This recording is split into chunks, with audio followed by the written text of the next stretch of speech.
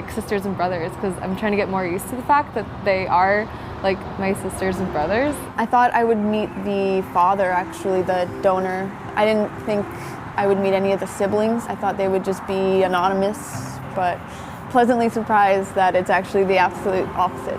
Now it's really become a much bigger part of this whole sperm donor story to me than the father aspect of it, because I connect to a lot more, or just we have a lot of shared experience, but also not shared experience, and it's just really cool to meet them, get to talk to them.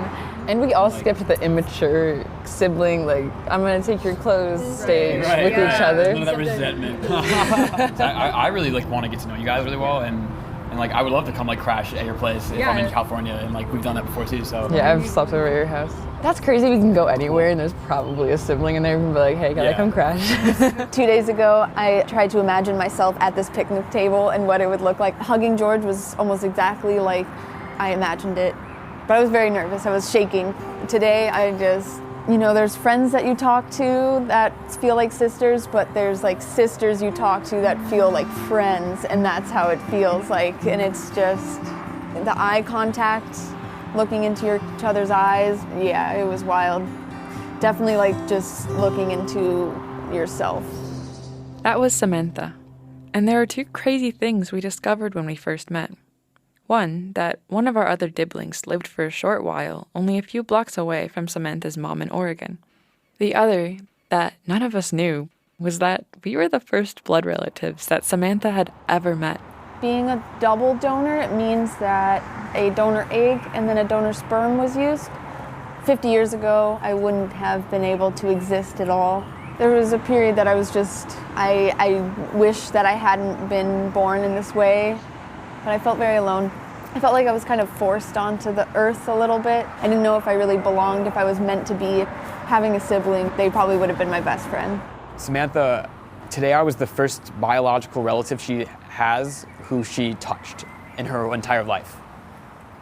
My half-sister came up to me and gave me a hug today, and I was the first blood relative she's ever touched.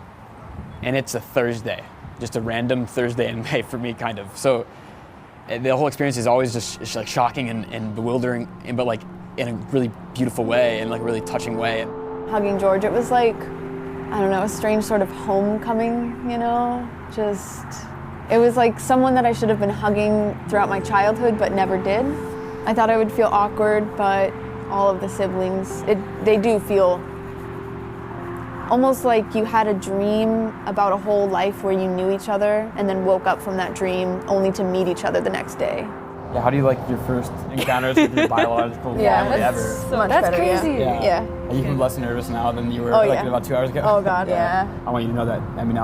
I really want to get to know you better, and I'm down to be a brother. I want you guys too. Yeah, there's a lot, Yeah. Welcome to the family. Yeah, we're not brothers and sisters in name only. I kind of want to make it more than that. You guys are so sweet. When George told me that he wanted me to just think of him as a brother, I'm on board, and I love that he's also on board. He's a very warm person. I don't know, I called him Georgie, and it just flowed off my tongue, and it just felt so good. I wish I could have told younger me about this day, just how close I was to not having this, and I just wish I could go back and tell her that you'll find them, find those people that understand. I really hadn't used the term brothers and sisters up until today, but meeting them and hearing Samantha and George and Julia say, you're my brother, and that's true. Just saying it that way really hits you. Oh yeah, you actually are my brother. You actually are my sister. I've never had a sister. In those moments, those first moments in person, you can really feel that they're your brother and sister. It feels like my community. We have no guide for how to organize these relationships.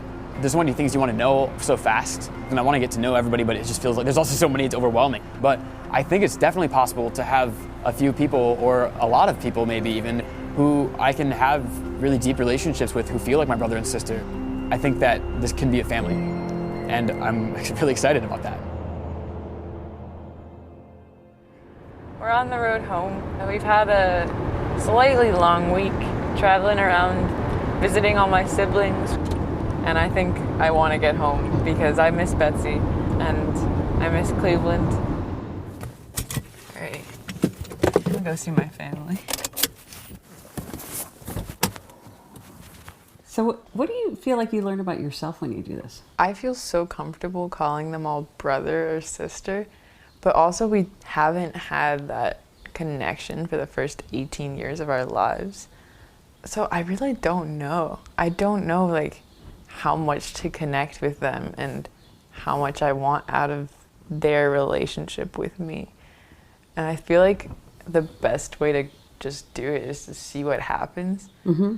Well, I guess it's different with different ones. I mean, the same as any family, and it evolves and it changes. You know, in my family, I've been closer to different siblings at different times. Mm-hmm.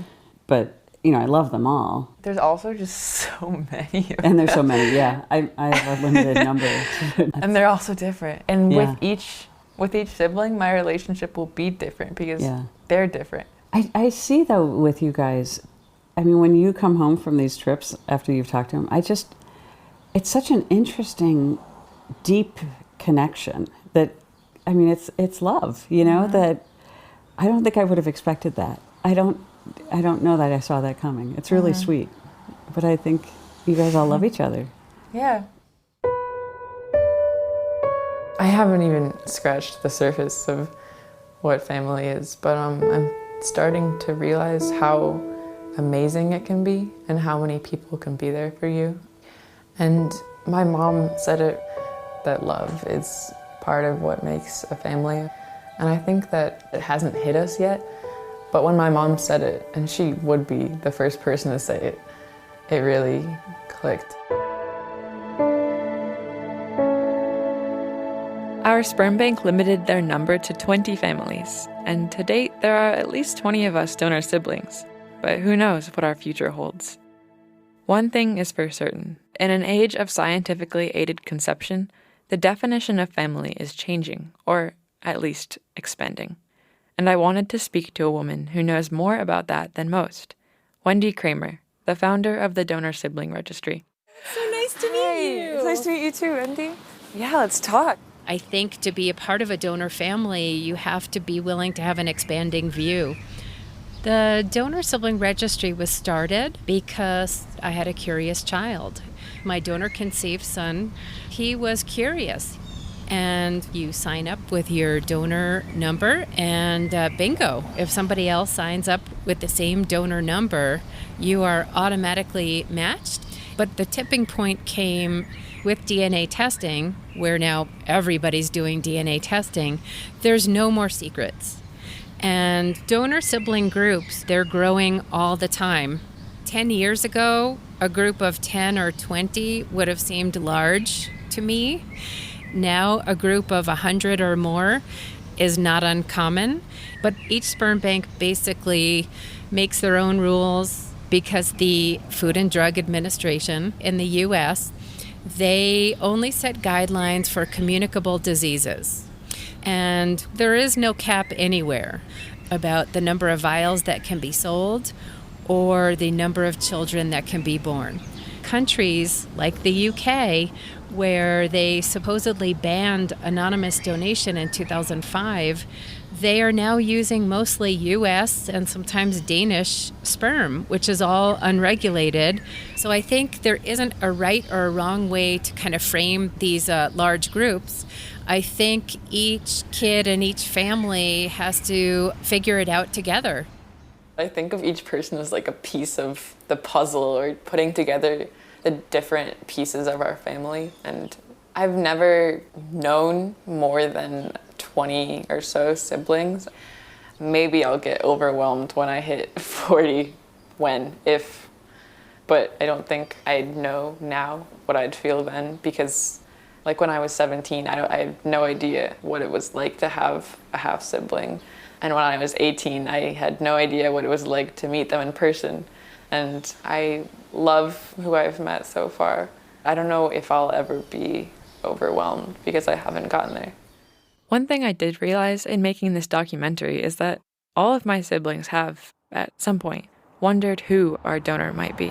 When I was really little, I didn't know if he was going to be a famous movie star. You never know. I imagined Superman sometimes. Sometimes I imagined weirdly like a guy on a motorcycle. I thought that was super cool at one point. But when I read his bio, it had said that he had done molecular biology, computer engineering, and the Peace Corps. So I didn't know, like, was he a doctor? Was he a teacher? Was he doing computer engineering stuff? Was he like the kingpin of a drug ring or something? Or like CEO or someone super famous? I had no idea. Well, it turns out, as I learned when I contacted the sperm bank, that donor 1317 from California was in fact called Darren. And although he's now been in contact with a handful of his donor offspring, he has never met any of the mothers. Until now. How are you feeling? How are you feeling? I mostly want to know how you're feeling about Darren. This can go a lot of different ways. Okay. How do you think it's going to go? I'm a bit anxious, I have to admit. I was curious if he had ever thought about who he was creating and whether he was worried about who was raising these children. I mean, I never thought I'd meet him. Yeah. You know, so it's interesting. I'm just curious how attached to his genetic trail he was. Mm-hmm. I hope he opens up to us. Yeah. How are you going to refer to him? Darren. Okay. Is that okay? Me too. I won't call him Don, even though that was your pet name for him before you knew his name. Don the donor. I remember the word Don. I always said it with such certainty. Like, yeah, my dad's name is Don. Really? I don't remember no that. idea. I don't remember that. That's funny.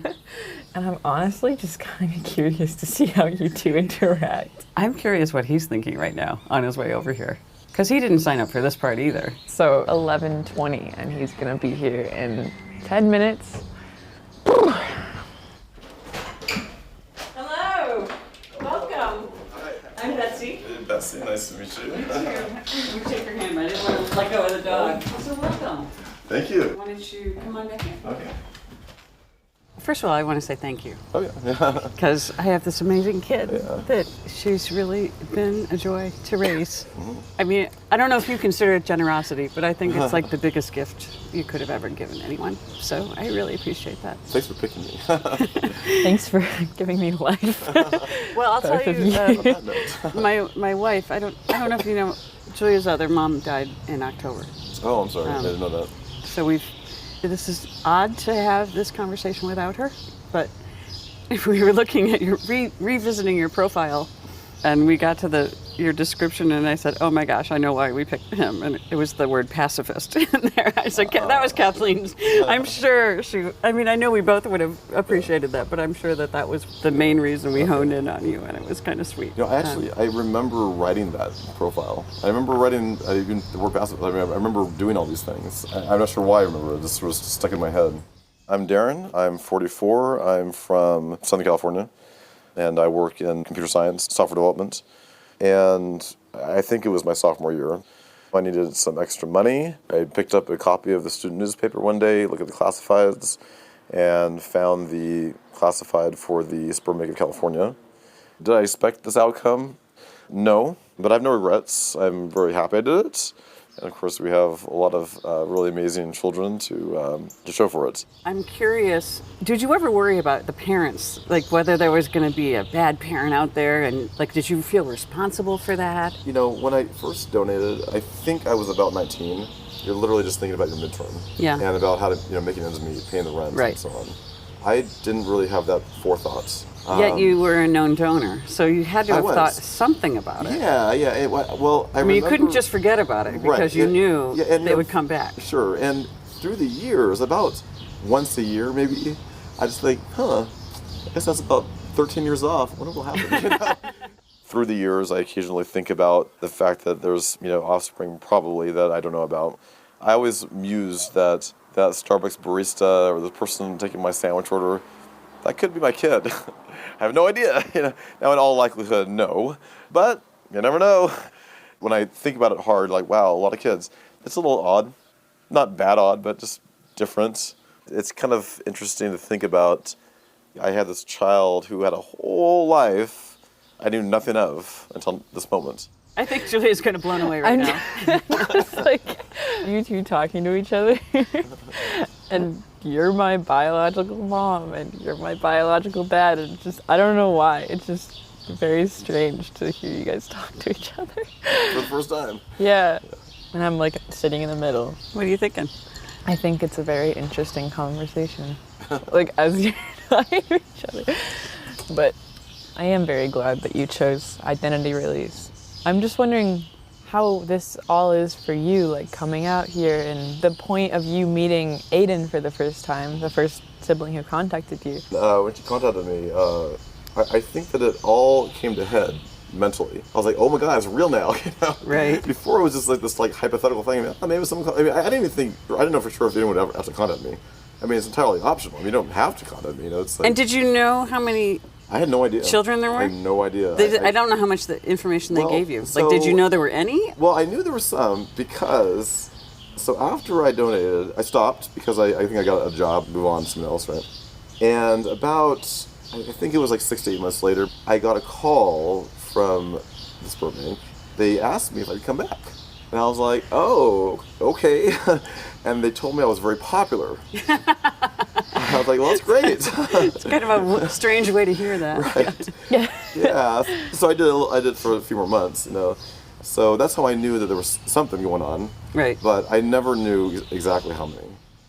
From who I've met so far, and from what I've heard about them, they are all very smart, friendly. So I am grateful, but at the same time, you know, I had nothing to do with it. I would qualify that part of my family as genetic, as opposed to the family that I wake up with every morning and have breakfast with.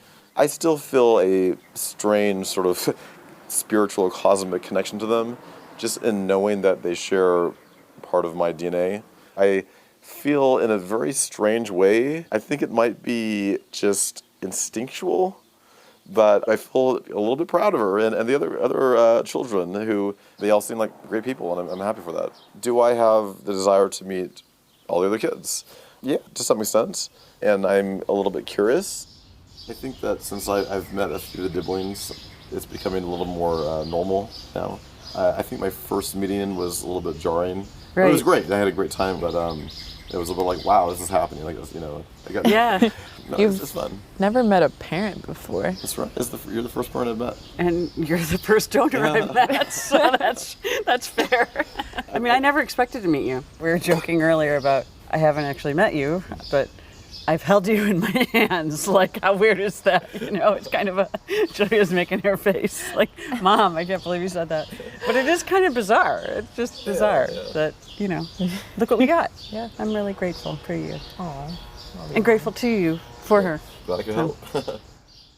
I think connecting with the siblings and meeting Darren has shaped my idea of what family is. And I think my siblings and my donor and my mom and my friends and every connection that I have that I love is a family.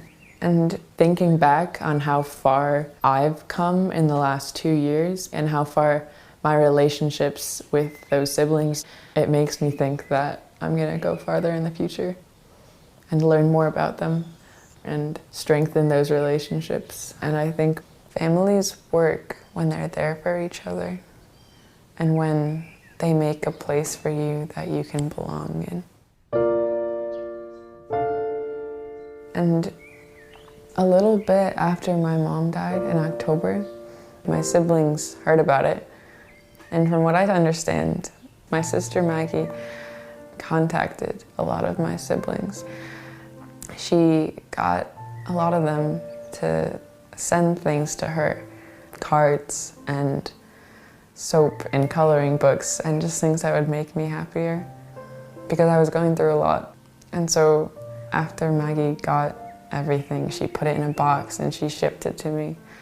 It made me cry opening the box because I saw all this effort that my siblings had put in for me and that they were thinking about me and that they were, like, even if we're spread across the country and we don't have time to talk to each other or call each other individually on the phone, we're still there. And that's probably one of the nicest things anyone's ever done for me. And I think that was partly why I cried. I still have a lot of the items in the package. I have Aiden's coloring book some things that Sonia sent me, and cards. I think Lee sent me a card, Matt sent me a card. And it was just like collective, we're here. It really touched me. It was really nice. And after my mom died, I think I'm learning how to live still, and my family's definitely helping with that. My very extended family. Thank you for listening. There will be more from the documentary podcast soon. If you haven't already, please do subscribe.